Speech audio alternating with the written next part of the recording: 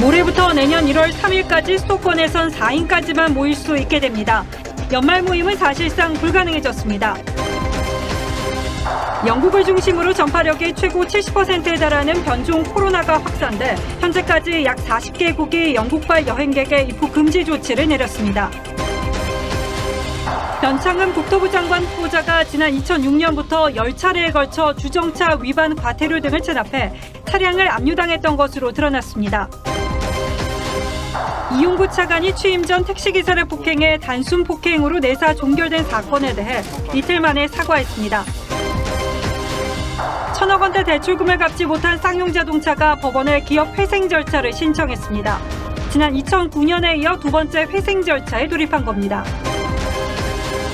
민주당 이낙연 대표가 미국 의회 일각에서 제기된 대북전단 금지법 비판에 대해 유감을 표하며 접경지역 주민과 간담회를 열었습니다. 해당 간담회 주민 대표는 민주당 군의원 후보였던 것으로 확인됐습니다. 다섯 번째, 여섯 번째 행성인 목성과 토성이 약 400년 만에 가장 가까워지는 우주쇼가 펼쳐졌습니다.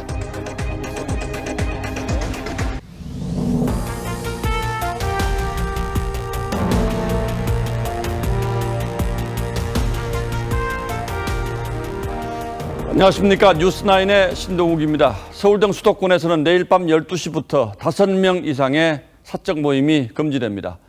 방역당국이 사실상 3단계 이상의 초강수 카드를 꺼내던 겁니다. 결국 이렇게 할 수밖에 없었던 이유는 하루 1,000명 안팎의 확진자가 전혀 줄 기미를 보이지 않고 있고 사망자까지 급증하고 있기 때문입니다. 오늘 발표된 코로나 사망자 수는 30대 간호조무사를 포함해 24명으로 지금까지 중 가장 많았습니다.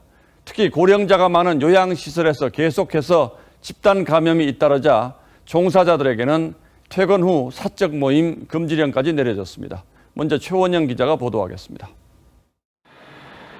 어제 경북 경주의 한 병원에서 근무하는 30대 간호조무사가 숨졌습니다. 코로나19 확진 판정을 받은 지 이틀 만인데 앞서 지난 5일과 10일 두 차례 검사에서는 음성이 나왔습니다. 두 번째 검사와 세 번째 검사가 이제 한 일주일 정도의 시간 간격이 있는 것을 봤을 때 아마 그 기간 중에 일정 정도 그 질병이 진행되고 있었을 것이라고. 의료진 사망 두 번째 사례로 지금까지 확진된 의료진은 모두 302명입니다. 어제 코로나19 사망자는 발병 이후 가장 많은 24명이 나왔습니다. 최근 일주일간 사망자는 81명인데 95%가 60세 이상 고령입니다. 절반 정도는 요양시설이나 병원 등에서 감염된 것으로 나타났습니다. 이에 정부는 모든 취약시설 종사자에 대해 퇴근 후 사적 모임을 금지하고 선제검사 주기를 수도권은 매주, 그 외 지역은 2주 간격으로 단축하는 행정명령을 발동했습니다. 고령의 기저질환자 분들이 감염으로 인해 마지막 성탄이 되지 않도록 우리 모두의 단합된 멈춤과 또 대면 모임, 행사 취소가 필요한 상황입니다. 감염력을 나타내는 재생산 지수는 1.28로 방역당국은 다음 주에 하루 1,000명에서 1,200명 정도 확진자가 나올 것으로 예상했습니다. TV조선 최원영입니다. 코로나 환자와 사망자가 급증하면서 일반 응급 환자 치료에도 비상이 걸렸습니다. 위급한 상황에 응급실을 찾아도 진단검사에서 음성이 나와야 처치를 받을 수 있기 때문인데 이런 이유로 응급실을 전전하다 아기를 사산한 안타까운 일도 일어났습니다. 의료체계 붕괴를 걱정하는 목소리가 커지고 있습니다. 황병준 기자가 그 현장을 취재했습니다. 서울 종로구의 한 대학병원. 응급실을 찾은 환자가 입구를 돌아 나옵니다. 열이 있으면 코로나 검사를 받아야 하는 규정 때문입니다. 장기 염증 증세로 한시가 급한 환자의 보호자는 애가 탑니다.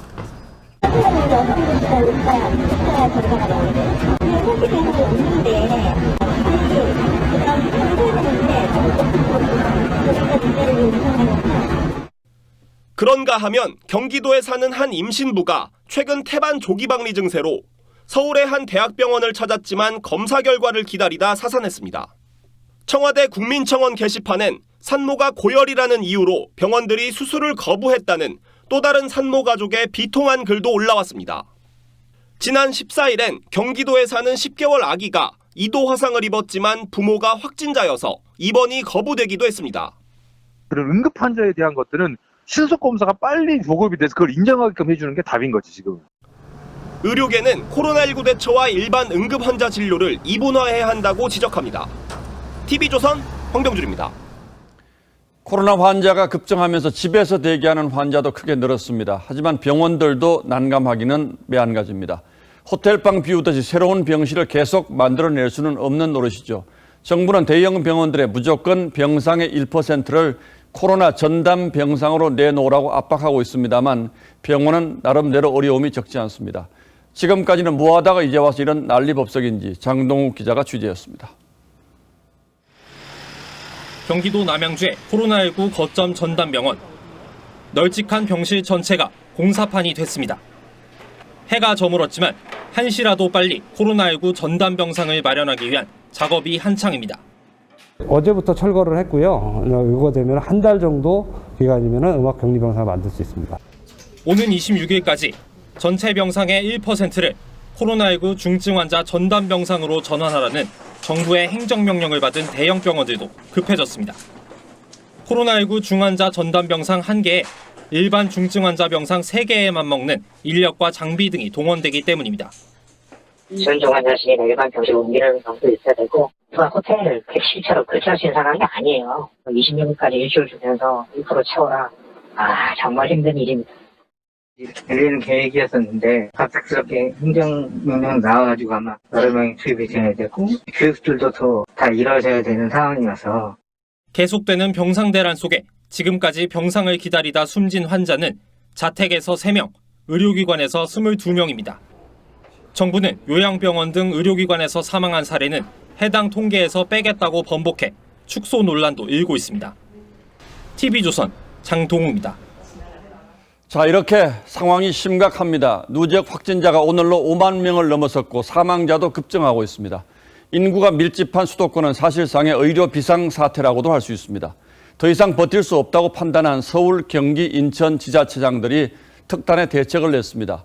모레부터는 실내외를 막론하고 5명 이상의 사적 모임을 일체 금지한다는 겁니다. 사실상 3단계를 넘어서는 초강경 대책입니다. 장영욱 기자가 먼저 보도합니다. 5인 이상 사적 모임 금지는 오는 23일 0시부터 시작됩니다. 서울과 경기, 인천 등 수도권 전 지역에서 내년 1월 3일까지 이어집니다. 사회적 거리두기 3단계에서 적용되는 10인 이상 집합 금지보다 더 강력한 조치로 지난 일주일 동안 전국 확진자의 71%가 수도권에서 발생하자 거리두기 초강수를 둔 겁니다.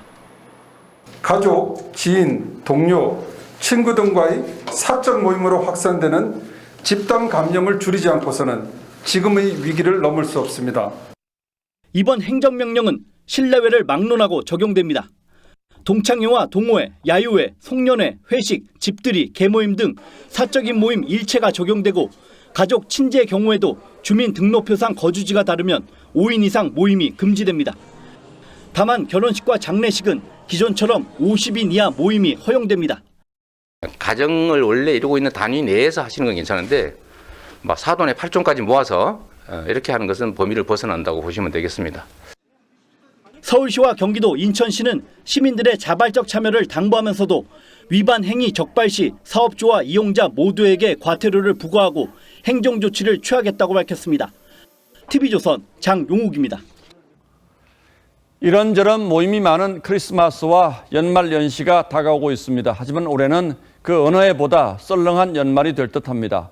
5인 이상 모임 금지 조치 때문이죠.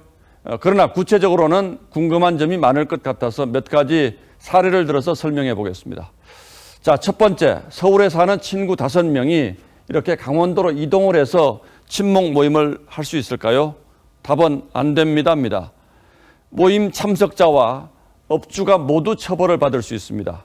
이뿐 아니라 수도권 밖의 지역에 사는 사람이라도 이렇게 5명 이상이 서울로 한꺼번에 와서 모임을 가질 수 없습니다. 자, 그렇다면 골프는 어떨까요? 보통 캐디 1명을 포함해서 5명이 같이 움직이죠. 때문에 이런 경우도 경기도에 있는 골프장이라면 안 됩니다. 하지만 동반자 3명까지는 가능하다는 게 경기도의 설명입니다. 그렇다면 이번 조치로 연말 풍경 역시 크게 변할 것으로 보이는데 무엇보다 큰 걱정은 자영업자들입니다. 가뜩이나 없는 손님에 이렇게 되면 아예 문을 닫아야 할 판입니다. 보도에 신유만 기자입니다. 5인 이상 사적 모임 금지 행정명령이 발표되면서 음식점에 비상이 걸렸습니다. 인천의 한 음식점은 연말 예약이 다 취소됐습니다. 8분 테이블에 4명 이상은 앉지 못할 것 같아서 더 지금 많이 힘들어요. 연말에도 취소가 다 됐고. 업주들 사이에서는 무조건 5명 이상을 못 모이도록 한 기준을 두고 볼멘 소리도 터져나왔습니다. 나눠서 이렇게 안 치면 되는데 그것도 안 된다고. 5명 오는 인원은 무조건 거부하려는 거 아니에요. 5명 이상 모임 손님을 주로 받던 파티룸도 예약 취소가 빗발치고 있습니다. 23일부터 현재 5인 이상 모임은 다 취소를 하고 있거든요. 11월 말부터 원래는 꽉 차 있어야 하는 것들이 계속 취소가 지금 일어나고 있죠. 송년회 등으로 손님이 북적이던 연말 특수는 옛말이 됐습니다. 점심에도 예약 손님이 몇십 명씩 항상 있었어요. 근데 낮이고 저녁이고 한 장도 없어요. 연말 친목 모임이 크게 줄어들 것으로 예상되면서 가뜩이나 어려웠던 식당 등 자영업자들의 타격이 더 커질 것으로 보입니다. TV조선 신유만입니다. 이 앞서 수도권의 5명 이상 모임 금지 조치가 가져올 연말 풍경을 살펴봐 드렸는데 그렇다면 과연 이 조치가 실효성은 있는 조치인지 왜 하필 5명인지 이렇게 하면 환자 수는 좀 줄어들지 하나하나 따져보겠습니다. 자, 윤슬기 기자. 네. 5명을 꼭 집어서 기준으로 삼은 이유는 뭡니까? 네, 이번 수도권의 5인 이상 사적 모임 금지는 현재 거리두기 2.5단계는 물론 3단계의 모임 금지 기준인 10인보다도 강화된 조치죠. 애초 설계된 이 방역 기준마저 뛰어넘을 수밖에 없었던 건 최근 급증한 4인 이하 소규모 감염 때문입니다. 보시는 것처럼 지난달 말 전체 감염 경로 가운데 27% 정도였던 이 비율은 이달 들어서 40% 안팎으로 뛰어 전체 현재 가장 많은 확진자가 발생하는 경로가 됐죠. 아, 그래서 5명 이상 모임을 금지한다 이렇게 된 거군요. 네. 그런데 또 금지의 기준이 사적 모임이라고 하는데 이 사적 모임의 기준은 뭡니까? 네, 이 친목을 목적으로 하는 모든 모임이 금지되는 건데요. 실내외 포함 같은 장소, 같은 시간대, 같은 목적을 가진 5인 이상이 모여선 안 됩니다. 그런데 이 기준에 따르면 5인 이상 가족이 집이나 식당에서 함께 밥을 먹어서도 안 되겠죠. 하지만 주민등록상 거주지가 같은 경우는 이 사적 모임이 예외적으로 허용돼 5인 이상 가족끼리는 함께 식사를 해도 괜찮습니다. 그러니까 가족이라도 다른 집에 살고 있는 가족은 안 되고 주민등록상 같은 집에 살고 있는 가족만 허용이 되는 거군요. 그렇습니다. 자, 그런데 공적 모임은 허용되는 게 원칙이라고 하는데 이건 또 기준이 뭡니까? 네, 행정기관 등의 이 공적인 업무를 비롯해서 기업 경영 활동상 불가피한 경우는 5인 이상이 모여도 괜찮다는 게 이 서울시의 설명입니다. 예를 들어 국회와 정부의 회의, 군부대 훈련, 방송 영화 제작, 기업과 공장에서의 근무, 주주총회, 노사회의는 이 5인 이상 모임이 허용이 된다는 거죠. 그런데 현실적으로 이걸 다 따져서 통제하는 거 어렵지 않겠습니까? 그래서 실효성에도 좀 의문이 듭니다만. 네, 그런 점에서 이 구체적인 기준을 세우기보다는 국민들에게 협조를 구하는 솔직한 메시지가 더욱 설득력 있을 거란 의견도 있습니다. 예. 뭐뭐뭐뭐 되고 뭐뭐뭐뭐 안 됩니다. 그렇게 하는 것보다 어떤 모임이든지 자제해 주세요. 그 이유는 뭐 때문에 그렇습니다. 메시지 정확히 던져주면은 좀 효과가 있는데 그냥 막연하게 5인 그러니까. 물론 긍정적인 효과가 예상된다는 의견도 크죠. 결국은 3단계 가기 직전에서는 몇 안 되는 수단인 건 분명하고요. 위기의식이 늘어난다면 단속이나 실효성 논란을 떠나서 의미가 충분히 예, 결국 정부가 실기해서 국민들만 계속 죄인 만드는 대책들이 있다라고 있는데 어쨌든 그렇더라도 이걸 계기로 확산세가 좀 멈췄으면 좋겠습니다. 그렇습니다. 예, 윤슬기 기자 잘 들었습니다.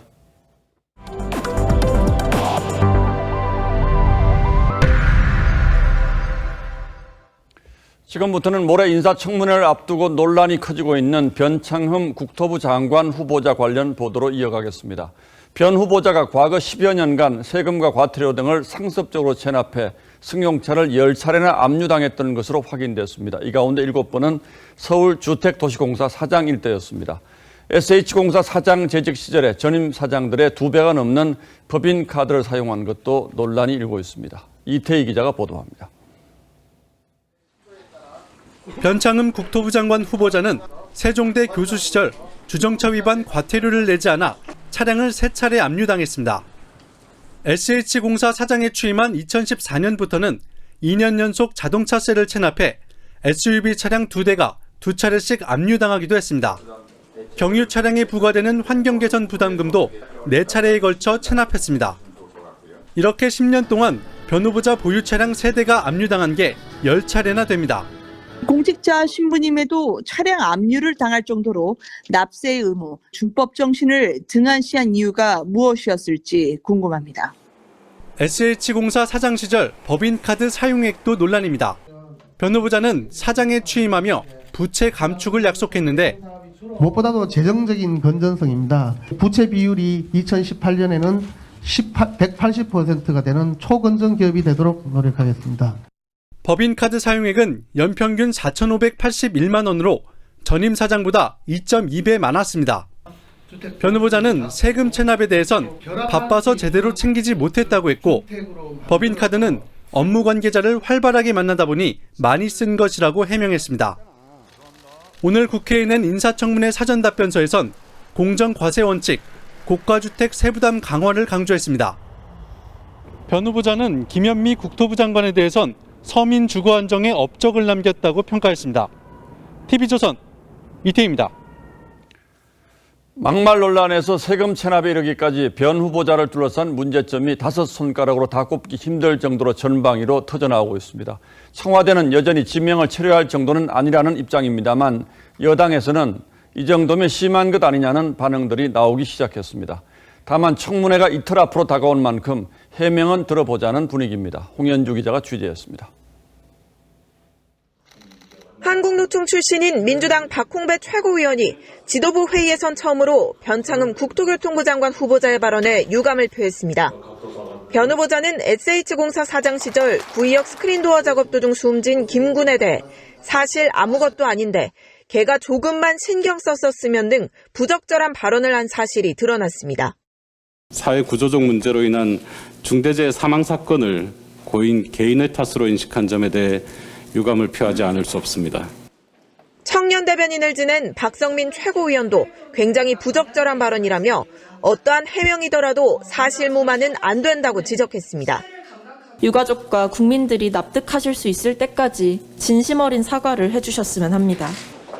국민의힘 김종인 비대위원장은 인사청문회장에 서는 자체가 국민 모독이라며 지명 철회를 요구했습니다. 서민에 대한 냉소적인 시각을 가진 차가운 피해 국토교통부 장관 후보를 인선했습니다. 부적격자는 반드시 낙마시키도록 하겠습니다. 변 후보자의 임대주택 입주민 폄훼 발언에 대한 비판도 커지고 있습니다. 국민의 주거질에 대한 개선 요구를 폭력과 무시로 짓밟는 것이 소임이라니 문재인 대통령이 인사권을 엿바꿔 드신 것 같습니다. 다만 민주당은 청문회에서 발언 맥락을 따져봐야 한다며 낙마에는 선을 그었습니다. 이런 가운데 변 후보자는 구의역 사고로 숨진 김군 동료들에게 만남을 요청했지만 동료들은 이를 거절하며 사퇴를 요구한 것으로 알려졌습니다. TV조선 홍현주입니다. 이용구 법무차관의 택시기사 폭행 사건을 둘러싼 논란도 끊이지 않습니다. 경찰이 이 사건을 제대로 처리하지 않았다는 거죠. 그래서 곤란해진 경찰이 과거 이런저런 사례 판례들을 주제서 해명에 나섰지만 이 역시 여의치가 않은 듯합니다. 결국 이 차관이 오늘 국민들에게 사과했습니다. 권영석 기자가 보도합니다. 경찰은 당초 이용구 법무차관의 택시기사 폭행 사건을 내사 종결 처분한 근거로 헌법재판소 판례를 따랐다고 했습니다. 하지만 개정되기 전에 법을 적용했다는 논란이 일자 경찰은 판례를 비롯해 사건 재검토에 착수했습니다. 지난해 12월 택시기사를 폭행한 가해자에게 특정범죄 가중처벌법을 적용해 송치했지만 이듬해 검찰에서 불기소 처분을 받은 사례를 공개하기도 했습니다. 경찰 관계자는 택시기사를 폭행하고도 특가법상 운전자 폭행 혐의가 적용되지 않은 사례도 있다고도 했습니다. 하지만 지난해 4월 서울중앙지법은 목적지까지 가지 않는다며 멈춰선 택시 안에서 기사를 때린 손님에게 특정범죄 가중처벌법상 운전자 폭행 혐의 등을 인정해 징역 1년을 선고한 판례도 있었습니다. 야당 의원들은 경찰의 직권남용이자 직무유기라며 항의 방문했습니다. 친문, 권력자라고 해서 무죄로 이렇게 인정하는 것은 경찰이 스스로 국민의 신뢰를 떨어뜨리는 거다. 이 차관은 개인적인 일로 국민께 심려를 끼쳐 대단히 송구하다며 경찰에서 검토해 시시비비가 가려질 것이라고 했습니다. TV조선 권영석입니다. 예, 택시기사 폭행을 무겁게 처리하는 건 본인뿐 아니라 다른 사람의 생명까지 뺏을 수 있는 아주 무서운 범죄이기 때문이죠.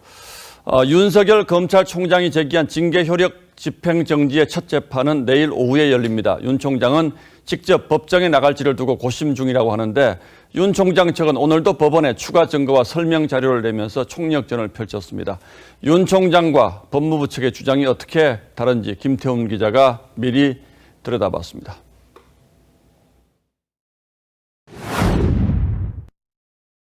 윤석열 총장 측의 핵심 주장은 검찰과 윤 총장에게 회복할 수 없는 손해가 발생했다는 겁니다. 총장이 업무를 보지 못하면 월성 원전 수사와 같은 주요 수사에 차질이 생긴다는 논리를 펼 계획입니다. 징계 절차가 법에 위반됐고 징계 사유 자체가 없다는 부분도 적극 설명할 예정인데 오늘 추가 증거와 서면을 제출했습니다. 법무부 측은 윤 총장의 징계 집행 정지를 받아주면 전체 공무원 조직의 기강이 흔들릴 수 있다는 입장입니다. 특히 지난달 직무 정지와 달리 이번 징계 처분은 인사권자인 문재인 대통령이 제가했다는 부분을 내내 강조하고 있습니다.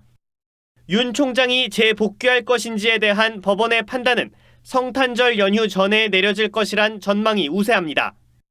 윤 총장과 추미애 장관 거취를 놓고 시민들 의견은 온도차가 있었습니다.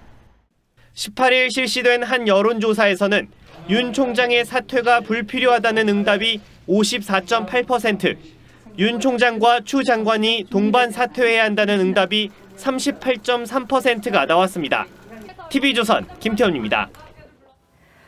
1,000억 원대 대출금을 갚지 못한 쌍용 자동차가 법원에 기업 회생 절차를 신청했습니다. 지난 2009년에 이어서 두 번째 회생 절차에 돌입한 것이기도 합니다. 이 관건은 앞으로 쌍용차가 대출금을 갚을 능력이 있냐는 거겠죠. 이 쌍용차의 현 상황을 이상배 기자가 전하겠습니다. 쌍용차는 오늘 이사회를 열고 법원에 회생 절차 신청을 결정했습니다. 지난 2009년 이후 11년 만입니다. 회생 신청은 금융기관들로부터 밀린 대출금이 문제가 됐습니다. 쌍용차는 지난 15일 외국계 은행에 빌린 600억 원을 연체했다고 공시한 바 있습니다. 여기에 산업은행에 빌린 900억 원을 비롯해 우리은행에서 빌린 150억 원 등 1,650억 원의 대출금을 갚지 못하고 있는 상태입니다. 오늘 결정은 대출금 만기일을 맞아 자금 지원을 검토했던 사는 측도 의외로 여길 정도였습니다. 쌍용차는 보도자료를 통해 채무를 상환할 경우 사업 운영에 막대한 차질을 초래할 것으로 예상돼 불가피하게 회생 절차를 신청하게 됐다고 밝혔습니다. 2009년 쌍용차의 대주주가 된 인도 마힌드라는 지난 4월 2,300억 원 규모의 투자 계획을 철회한 뒤 지금까지도 새 투자자를 찾지 못하는 등 미온적인 반응을 이어가고 있습니다. 경쟁력을 끌어내느냐가 회생 절차에 있어서 가장 중요한 포인트라고 볼 수가 있는데 무엇을 끌어낼 것인가를 봤을 때는 회의적인 부분. 쌍용차는 15분기 연속 적자에 3분기 자본 잠식률이 86.9%에 달할 만큼 부실한 상태입니다. TV조선 이상배입니다. 네, 보셨듯 업계에서 보는 쌍용차의 경제성은 회의적인데 쌍용차는 회생 절차를 신청하면서도 3개월간 개시를 미뤘습니다. 그러니까 새로운 투자자를 찾거나 채권자들과 최대한 협의를 더 해보겠다는 겁니다. 만약 3개월 안에 쌍용차의 계획대로 되지 않는다면 또다시 대규모 구조조정 사태가 되풀이될 것으로 보입니다. 이정현 기자입니다.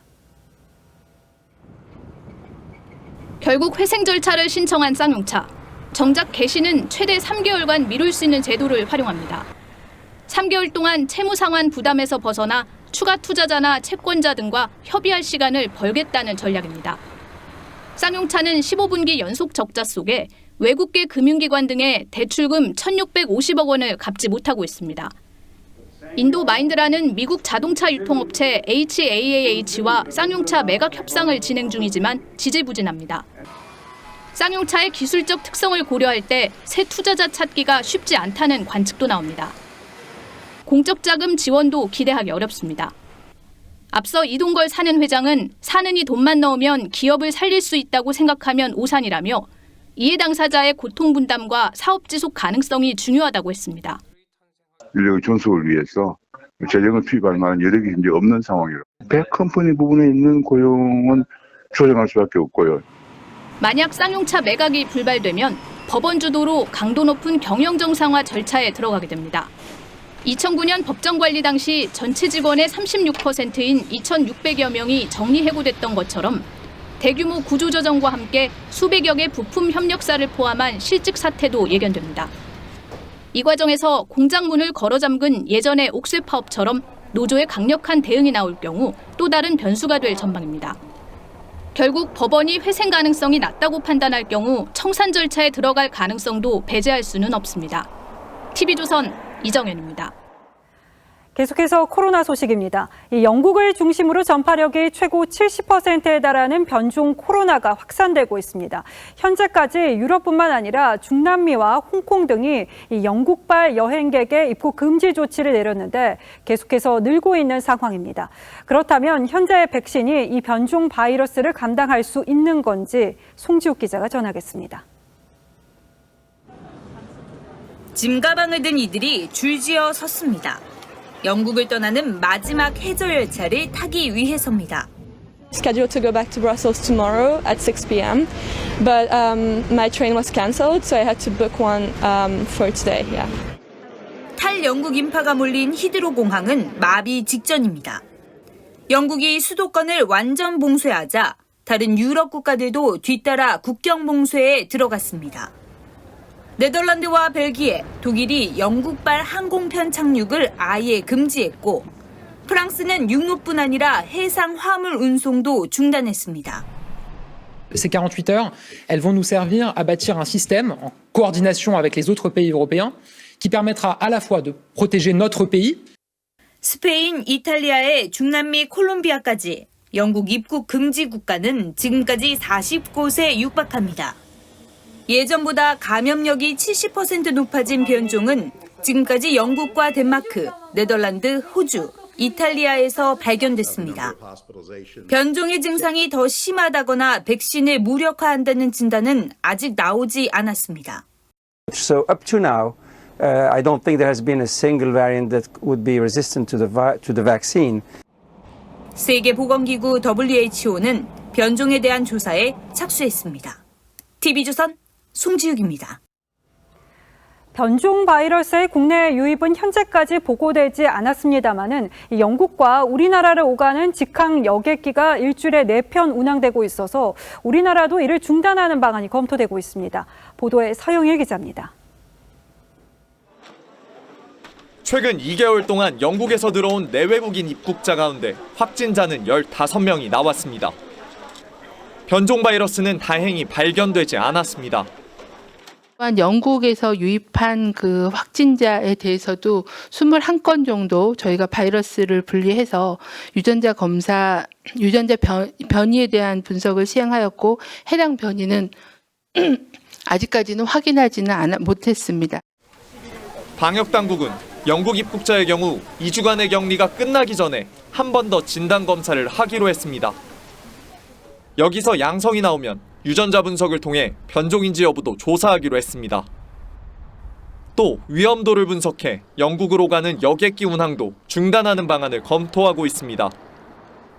전파력이 지금보다 70% 높은 변종 바이러스가 유입되면 방역에 치명타가 되기 때문입니다. 인체와 결합하는 스파이크 단백질이 변이되는 변종 바이러스는 감염제 생산 지수를 최대 0.4 정도 더 높여 확진자가 지금보다 30%가량 더 늘어날 수 있습니다.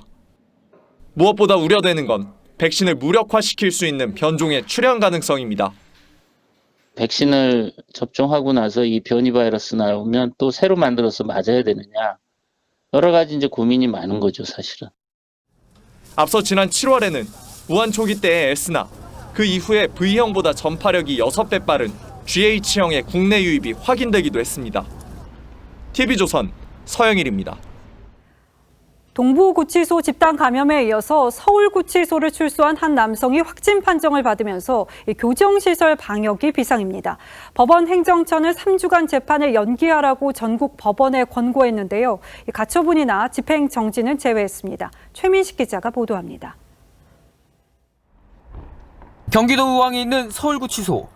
지난 19일 이곳을 출소한 60살 남성 A씨가 어제 코로나19 확진 판정을 받았습니다. A씨는 지난 12일부터 일주일 동안 서울구치소 독거실에 있었는데 노역을 하면서 구치소 내에서 모두 85명과 접촉한 것으로 나타났습니다. 서울구치소 측은 밀접 접촉한 수용자들은 격리 수용하고 구치소 직원들을 자가격리했습니다. 서울구치소에 수감 중인 박근혜 전 대통령은 검사 대상에 포함되지 않았습니다.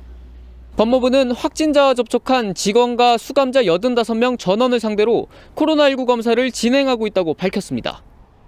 또 확진자가 추가로 나오면 직원과 수용자를 전수조사할 예정입니다.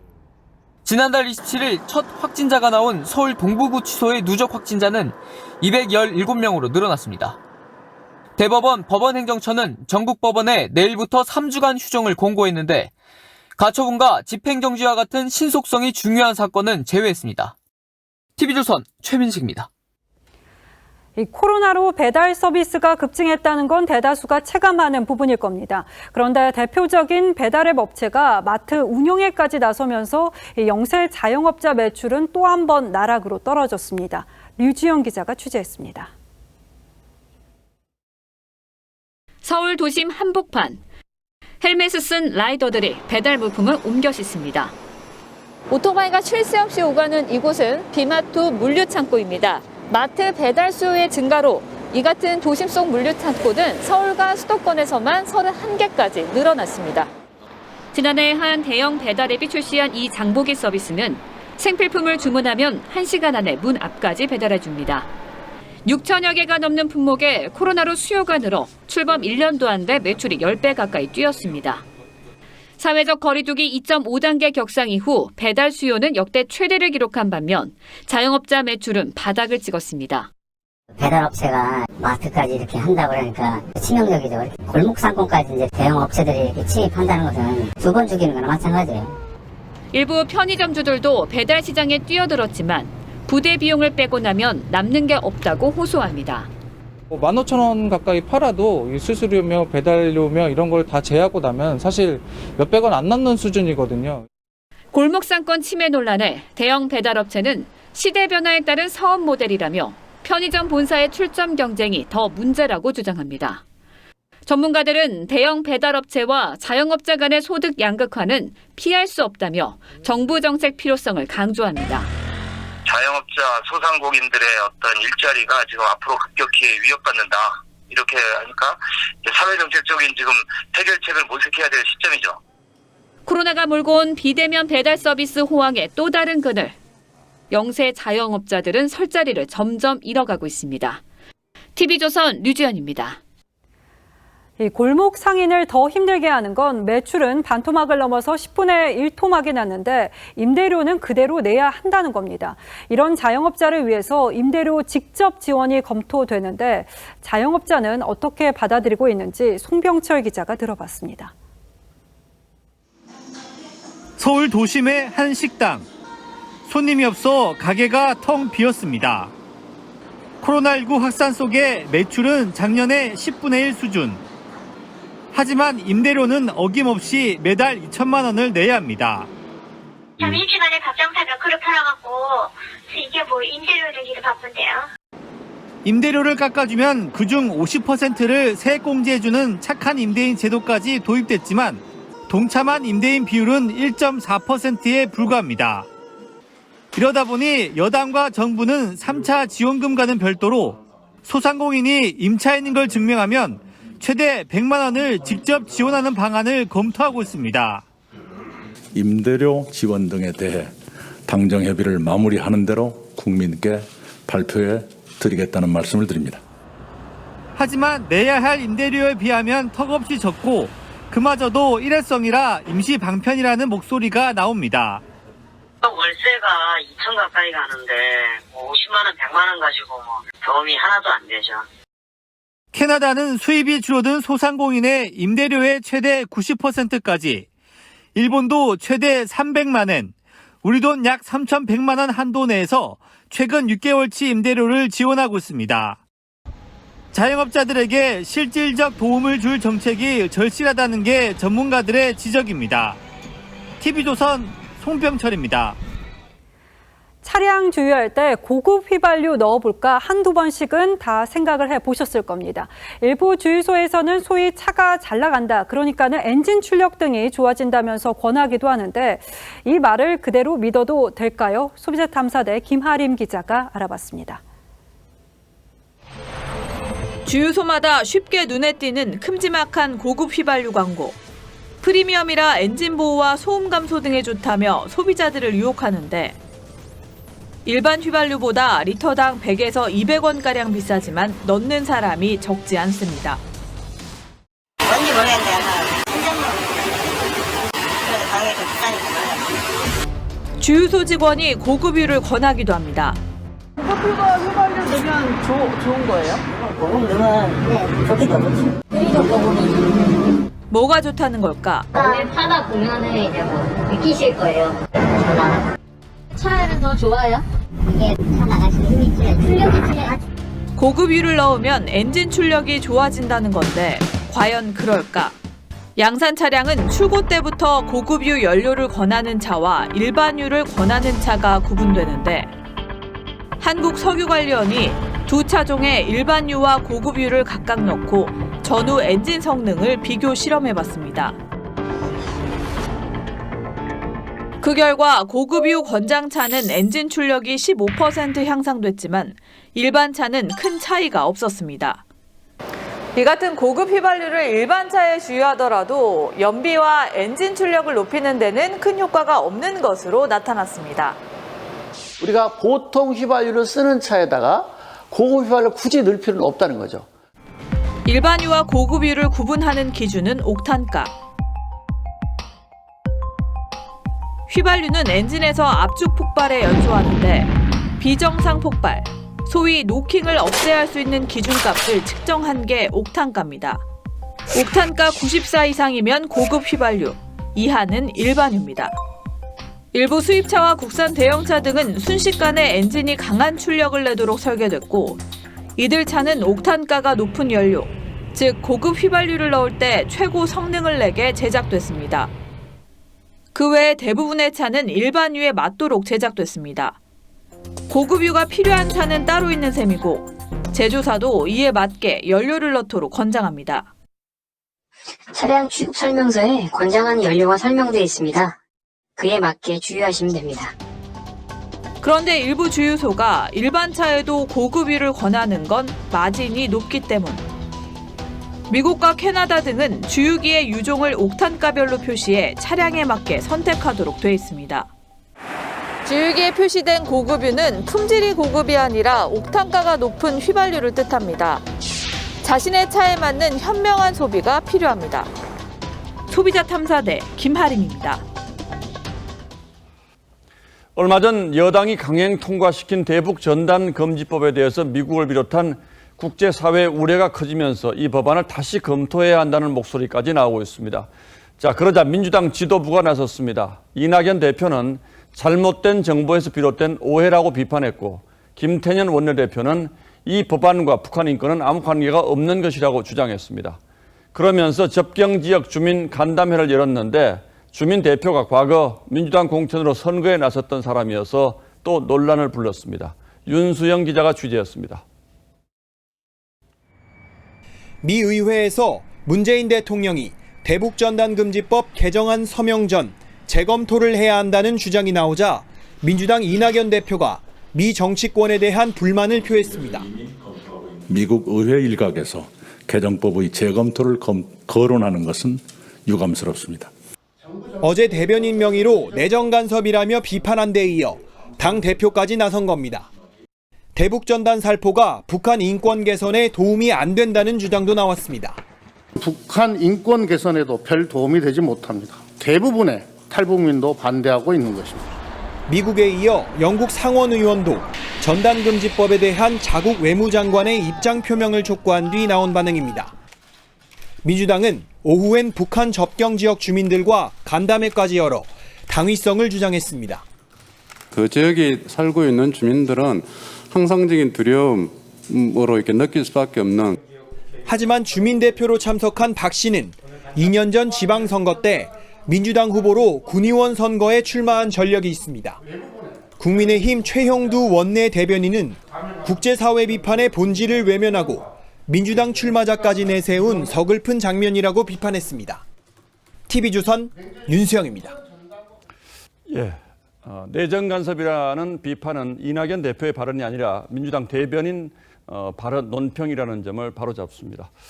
자, 다음 뉴스입니다. 안철수 국민의당 대표의 서울시장 출마 선언이 정치권을 흔들어 놓고 있습니다. 안 대표는 과거 박원순 전 시장에게 후보를 양보한 일을 내세우며 자신이 결자 해지하겠다고 했습니다. 그러면서 서울시 범야권 연립정부를 제안했습니다.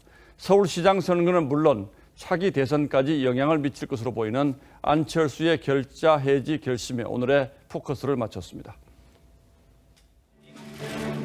2011년 서울시장 재보궐선거. 안철수 바람의 주인공은 박원순 당시 후보에게 양보해 서울시장을 만들어냈습니다. 제가 물러나요. 양보하신 건가요? 뭐 제가 출마 선언도 안 했는데요. 이듬해 2012년 대선. 안 대표는 문재인 후보에게 또다시 양보합니다. 오늘이 대선의 중요한 분수령이 될 것입니다. 많은 분들의 열망을 담아서. 하지만 두 번의 양보는 철수 정치라는 놀림거리를 만들었습니다.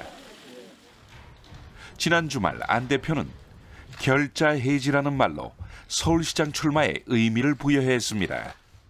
결자 해지의 각오와 서울의 진정한 발전과 혁신을 다짐하며 서울시장 보궐선거 출마에 매진하기로 결심했습니다. 박원순 전 시장 당선이 자신의 양보로 일어난 일이었다는 뜻입니다. 여권은 즉각 어차피 완주하지 못할 것이라고 비판했습니다. 안 대표는 서울시를 범야권 연립정부로 만들겠다는 제안으로 야권 대표 후보를 자임했습니다. 범야권의 건강한 정치인 그리고 전문 인재들을 널리 등용하겠습니다. 여권은 즉각 반발했습니다. 문재인 정부가 실정을 했다고 비난하며 정권 교체를 위해서 한 번 던지겠다고 하였으나 정작 1,000만 서울 시민을 위한 정책은 보이지 않았습니다. 흥미로운 건 국민의힘의 반응입니다. 오세훈 전 시장과 나경원 전 의원 등 경쟁자들을 포함해 당내 인사들은 일단 서울시장 보선의 주도권을 야권으로 가져왔다며 반깁니다.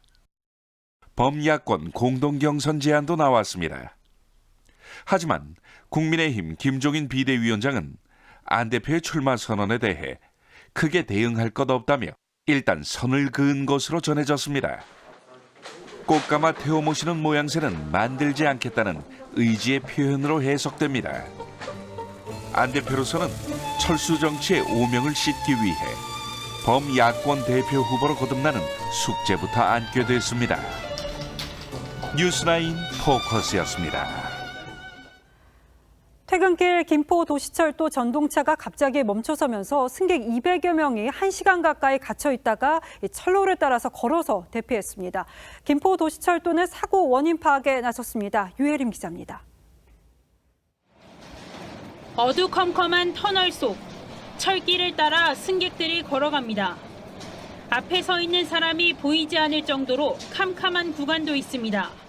어떤 분이 그 소방서에 구조 신고하는 분도 계셨고 이제 항의 전화하는 분도 계셨는데 걸어 나가시는 분이 계셨고. 오늘 오후 6시 35분쯤 서울 김포공항역에서 고촌역으로 향하던 김포도시철도 전동차가 운행 도중 갑자기 멈춰섰습니다. 무인 열차라 기관사는 타고 있지 않았습니다.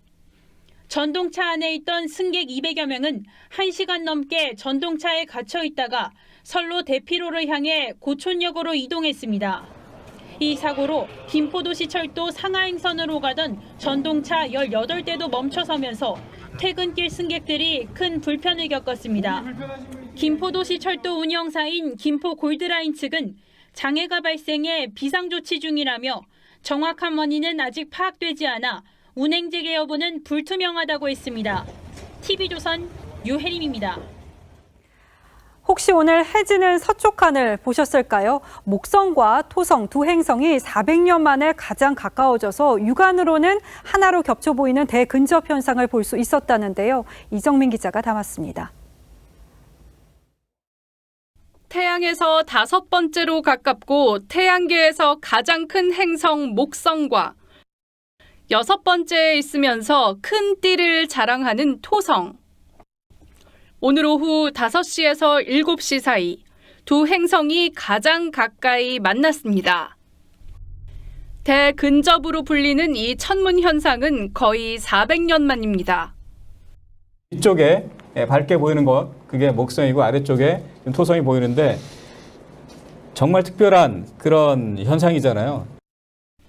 목성의 공전 주기는 11.9년, 토성은 29.5년으로 두 행성은 거의 20년마다 가까워지는데 이번에는 0.1도의 영역 안에서 가까워져 맨눈으로 보면 거의 겹쳐져 하나의 별처럼 보입니다.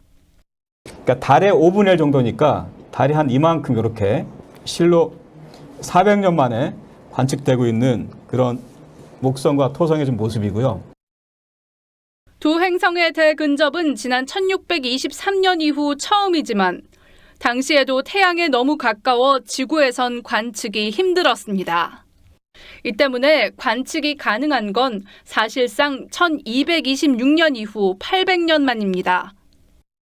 What you're seeing now is Jupiter and Saturn. Okay, Jupiter is the really bright round thing, Saturn's the oblong bright thing. So with 오늘 대근접은 전국의 과학관과 천문대를 비롯해 세계 각지에서 생중계됐습니다. 목성과 토성의 다음 대근접은 60년 후인 2080년 3월 15일에나 관측이 가능할 전망입니다. TV조선 이정민입니다. 남미의 피카소로 불리는 오스왈도 과야사민의 작품이 국내에서 처음으로 공개됐습니다. 이 과야사민의 작품은 에콰도르 문화유산으로 지정돼서 정부 승인 없이는 해외 반출이 불가능하다는데요. 임서인 기자가 소개합니다. 검은색 망토로 온몸을 감싼 여성. 얼굴엔 고통의 그림자가 역력하고 팔과 손가락은 거칠고 메말랐습니다. 스페인 내전으로 가족을 잃은 슬픔을 죽음을 상징하는 길쭉한 관 모양의 캔버스에 담은 겁니다.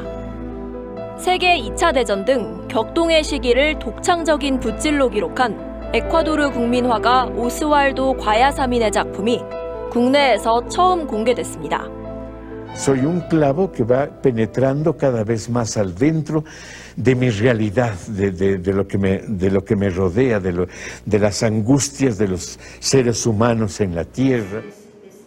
인류의 목숨을 쥐고 흔드는 독재 권력자를 광기 어린 시선과 손짓, 책상을 내리치는 듯한 위압적인 주먹 등을 통해 표현했고 좁은 감옥에 갇혀 몸부림치는 아우슈비츠의 참상을 생생히 전했습니다. 한평생 분노를 토해내며 저항하듯 그림을 그려왔지만 말년에는 아이를 품은 어머니 모습에서 인류가 지닌 가장 숭고하고 절대적인 희망의 씨앗은 사랑임을 발견합니다. Él nunca no pudo en su vida saber cuál es la reacción de este pueblo, de este pueblo de Asia. 혼란했던 시대, 사람에 대한 차별과 핍박에 붓과 캔버스로 맞섰던 지구 반대편 예술가의 삶이 묵직한 울림을 전하고 있습니다. TV조선 임서인입니다.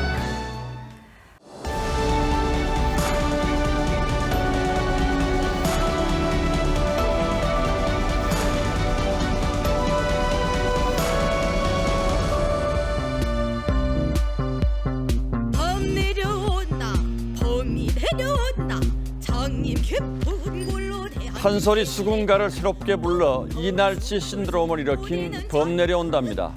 토끼를 용궁으로 데려가려는 자라 별주부가 토생원을 부른다는 게 혀가 꼬여 그만 호생원이라고 부르고 말죠. 그 소리를 들은 호랑이가 산에서 내려와 별주부를 찍어 누르며 먹어버리겠다고 합니다. 혼비백산한 별주부가 위기를 모면하려고 이리저리 둘러대는 장면이 포복절도하게 이어지죠.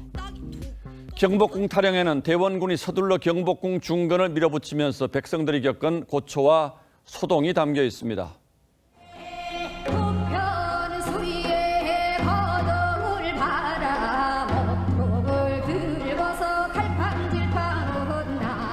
나라의 큰일을 하면서 우왕좌왕 갈팡질팡 요즘 말로 리더십이 바로 서지 않았던 겁니다.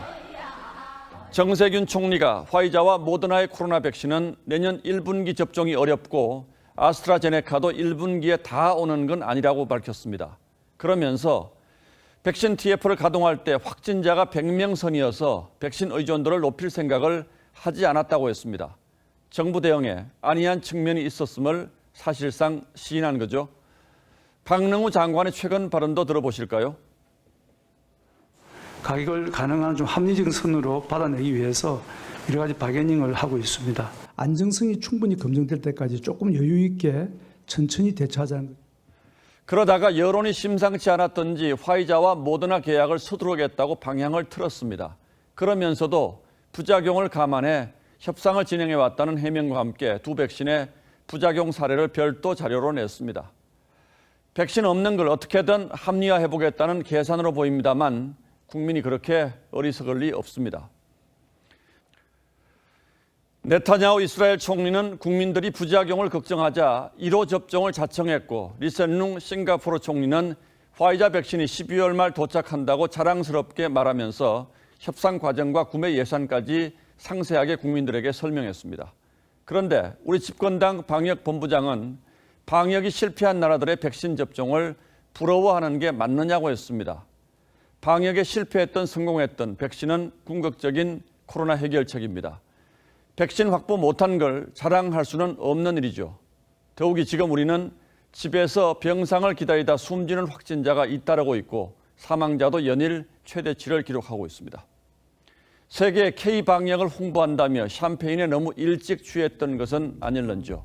이 겨울 우리에게 범이 내려오고 있습니다. 12월 21일 앵커의 시선은 갈팡질팡 K-방역이었습니다.